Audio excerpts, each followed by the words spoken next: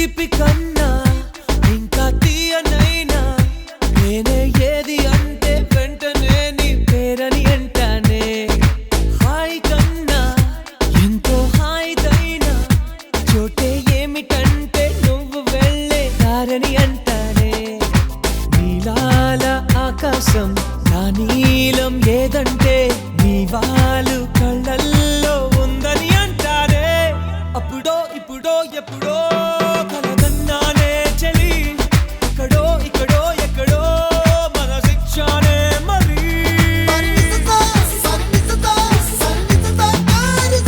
Sani